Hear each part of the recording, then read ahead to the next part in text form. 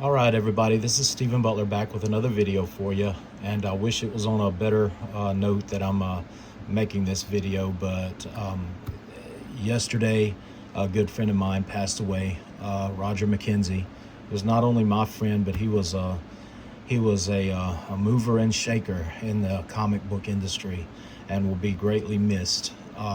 And I wanted to share with you today some of the work that of his that I have, because I have a fairly long relationship with him, and but it goes far beyond me even knowing who the man was. This is probably the first comic that I have in my that I got. And still have in my possession that he worked on. He wrote Battlestar Galactica for Marvel, and I don't even think that he was a big Battlestar Galactica fan. I think I remember him telling me that one time that he did, it was just a job for him, and that he enjoyed doing it, but he was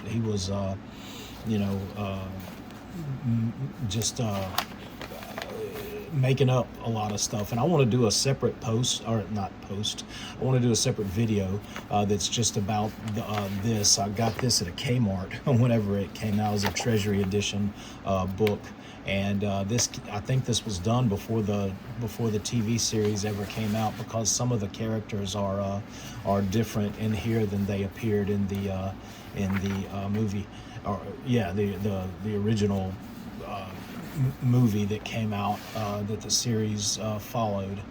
But really good stuff. And Ernie Colon on the artwork, he's just one of my very favorites. So anyway, it's a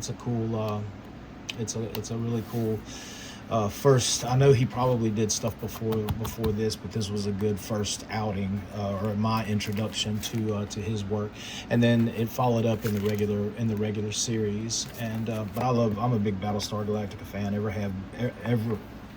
Have always been, since it first aired on TV all those years ago, back in 1978, I guess it was. And in a lot of ways, I like it better than Star Wars. Don't kill me, but I just like the concept of a whole race of people, and not race, a whole humanity, basically itself, fleeing from this. Fleeing across the universe, looking for planet Earth. This has Walt Simonson art on it, with Roger McKenzie writing. I think somebody told me that Roger McKenzie was the one that really helped Walt Simonson get started in writing. He was always like that, though. He would take somebody under his wing and say, this is what I've learned about the craft, and he was very giving of his information, of his knowledge. This is my favorite issue, and this is something that they totally made up. This Cylon Mark III. This is kind of like he was kind of like the Red Baron, and then Apollo has to I think he crash lands on a planet and has like a duel with him, kind of a thing, survival of the fittest kind of thing. But anyway, now I want to reread all of this stuff again.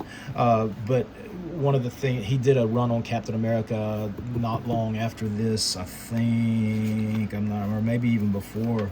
I don't know what that is. Maybe even before this. It was Captain America in the 230s, I think, 230s to 240s. It was before John Byrne and Roger Stern did their run on Captain America, but not too much longer. I think Don Perlin was his main artist whenever he was working there. But he also did work. Remember, I did a video about these magazines just the other day, and part of the offerings in these magazines was the Daredevil run that Frank Miller drew, but Roger, I don't know if you can see that, Roger, you can see, is the writer of these, and he worked on writing Daredevil until Frank Miller decided that he wanted to write it himself. And these are some of the last issues. But this is my favorite one here. It goes back and retells the origin of Daredevil and talks about his father battling Jack Murdock, and it's just a really good story. told extremely well. And then this is one where he's fighting Dr. Octopus, and this was in '79. I think this was right after the battle. No, 1980. So this was right after the Battlestar Galactica thing. But it wasn't much longer. I think that after he left Daredevil, I think that was pretty much it for him at Marvel. I could be wrong, but I don't think I am. This cover was drawn by. Just as a side note, this cover was drawn by Frank Miller and inked by the late, great Wally Wood. One of his last jobs, if not the last job that he did for Marvel or any of the mainstream companies. So Roger went into the independent comics and worked for a lot of different companies like Innovation. There was a company called Pied Piper, I think, that he was part of, and a lot of different. He may have even done some stuff for First. I can't remember if he did or if he didn't, but he did a lot of different independent series. But the one that I liked the best that he did, it was his own creation. Was a book called Next Man, as opposed to John Byrne's Next Men. This came out in '86, I think, and this was from '85, and this is from Comico, the comic company, and they always had these. Well, I guess so. They always had these wraparound covers on their that they used for their covers, but I thought it was inspired by Jack Kirby's Machine Man. He's a Vietnam vet, a soldier that was basically blown up, and he was rebuilt, kind of like a cyborg type of genetically enhanced type of thing, like a $6 million man or whatever. But he's under control by a corrupt. I don't know I can't remember if it was a government agency or if it was just this was the guy here that was like his, the guy that was over rebuilding him. But of course he escapes because he finds out that they're corrupt. I don't know if it's a government thing. Yep, sure is. And so he escapes, and he has many adventures going out into the world. And it only lasted 5-6 issues, but it had a very strong Jack Kirby type feel to it. The artist on it was a guy named Vince Argondesi, and he unfortunately passed away himself a while back.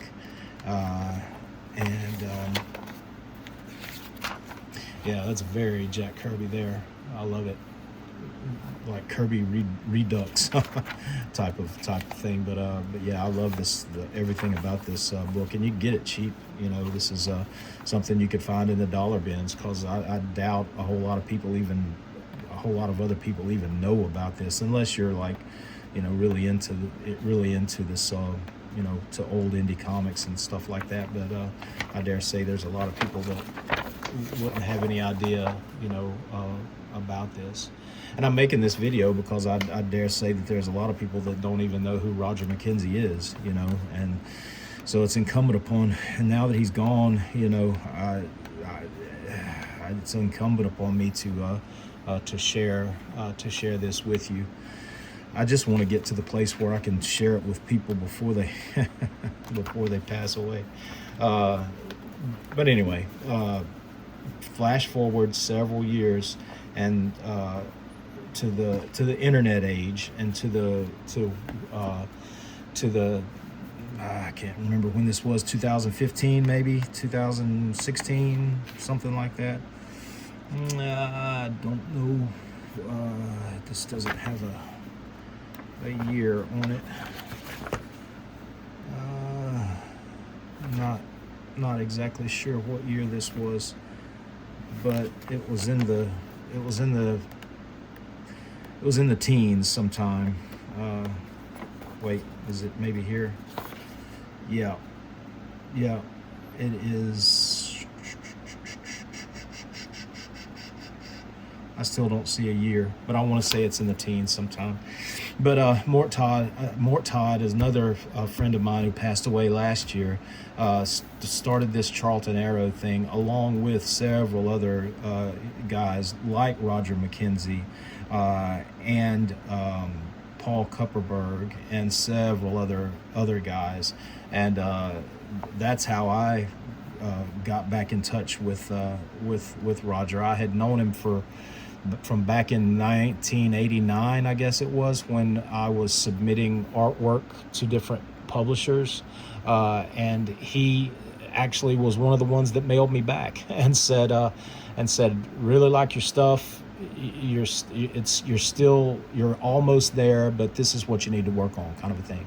So it wasn't really a rejection letter. It was basically, I guess it was, because he didn't hire me to do anything, but he said that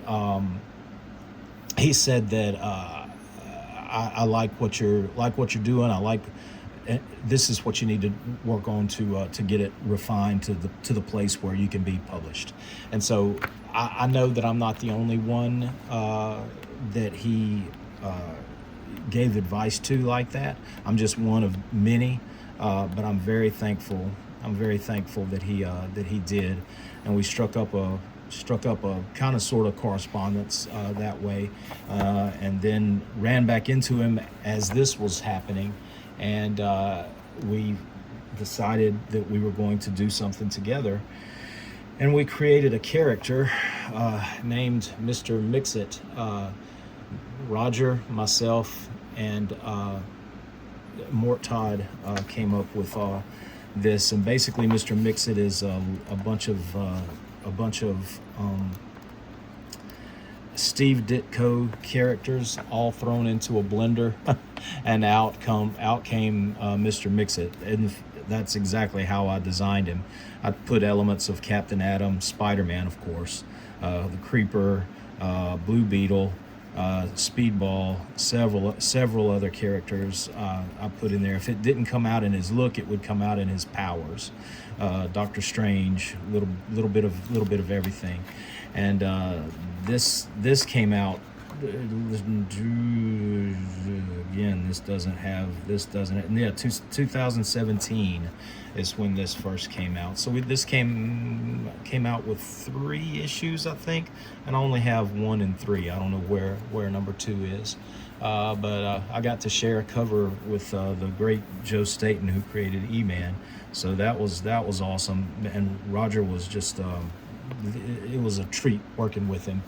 This came out just fairly recently, just a couple of years ago. It was a reprint of the Mr. Mix-It stories and a few more from the Charlton Arrow, and all the proceeds of this went to the Maui, the people that suffered from the fires that happened in Hawaii on Maui, and so this is a reprint of that. So you can see I just showed you that from the original, but that's the second, and then this was how it ended. But yeah, that's Mr. Mix-It. So that was the guy that we created together, and it was after this that Roger, I heard less and less from him. Every now and then he would pop on the Facebook. He'd call everybody his peepsters. Hey peepsters, I just wanted to let you know how I'm doing, kind of a thing. And but it got less and less, less frequent that he was doing that. And I think he had been suffering from illness for a while. And so I just found out yesterday that he had passed away. I think it was heart failure. I think he was suffering from kidney problems for a long time as well. But I just wanted to make this really quick video, just reminiscing about a comic book legend who became my friend, and gonna miss him. Gonna miss his. He had such a sharp wit about him, and he could write a comic book like no other. So Roger, I know where you're at, and I know that I'm going to see you again one day. I know you're up there, and you and Mort are probably plotting more comic book stories up there, and I'll see you again one day. But for everybody else, I just wanted to take this time to share my memories of a great man, a good man. Um, Not every great man is a good man, but Roger was a great man who was most definitely a good man. And I could say that his like will never be seen again, but I, I mean, I don't know if that's true or not, but I will say that he made his mark in this industry. He made his mark on the lives of the people that were in this industry, and to know him is to love him. I don't know of anybody that has any bad words to say, about him. I know I sure don't. I am very thankful for the time that we spent together. So join me at this time as we celebrate the work. And how you do that, go out and buy one of his comics and read it, and you can see for yourself how great of a storyteller the man was. And definitely, if you can find this one, definitely pick that one up, because this is an awesome story here. So anyway, when you're out at a convention and you see one of the artists or writers who've been in this business a long time, go up and say hey to them. Tell them what they mean to you. Make sure you are familiar with who they are to start with, and do it while they're still with us, because I think that's important. I think that they would like to hear it, because don't let them be passed away before you say something good about them. Enjoy their work while they're still here, and let them know about it. So anyway, that's about it. That's just me musing over another one of my friends who have passed away. Seems like we're losing them at a rapid clip these days. I know I am. Sometimes I feel like I'm the last man standing, type of thing. But anyway, Roger, I'm going to miss you. All right, everybody, have a good one. We'll talk to you later. Take care. Bye.